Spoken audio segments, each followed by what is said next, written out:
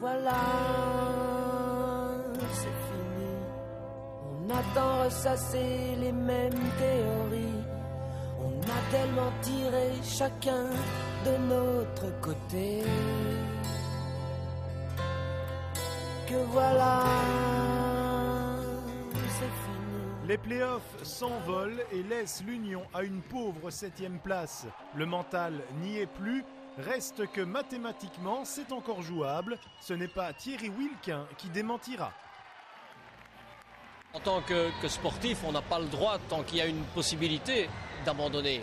Cela dit, on est quand même conscient, on n'est pas non plus complètement idiot, on est quand même conscient que, et notamment avec le résultat d'aujourd'hui, on s'éloigne de plus en plus de ces playoffs et que ça devient de plus en plus difficile, d'autant plus qu'il y a cette chape de béton qui est maintenant au-dessus de l'équipe et qui est vraiment très très lourde à supporter pour tout le monde.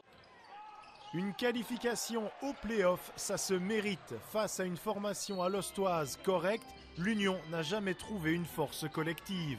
Seules des individualités ont pu créer l'illusion. Ranking en première mi-temps ou Torbert en seconde, trop peu dans une rencontre si cruciale. Il fallait la rage. La prestation au Forum alostois n'est qu'une pâle copie des autres sorties montoises. On vit une saison difficile et effectivement, quand on n'a pas été habitué à ça, c'est assez difficile. Mais je pense qu'il faut aussi comprendre que ça fait partie intégrante de la vie d'un club sportif. On ne veut pas ce genre de saison. Et évidemment, quand on la vit, c'est très très dur. Et croyez-moi, on fait tout ce qu'on peut, tout ce qui est en notre pouvoir en tant que dirigeant pour essayer d'inverser le cours des choses. Mais c'est évidemment, je veux dire, ce qui pend au nez de n'importe quel club sportif. Même les mieux nantis ont ce genre de situation. Donc je veux dire, on ne doit pas crier maintenant en disant tout est mauvais, tout est acheté à Dexia-Montseno.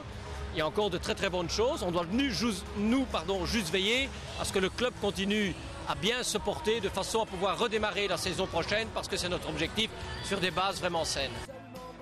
Il faut bien se rendre à une évidence qui fait mal, même si certains s'en cachent, cette saison c'est fichu. Il reste 7 matchs, dont 4 en déplacement. Hors de leur base, les renards se font descendre comme des lapins. Mais le gros problème, c'est l'envie. Elle est quasi inexistante.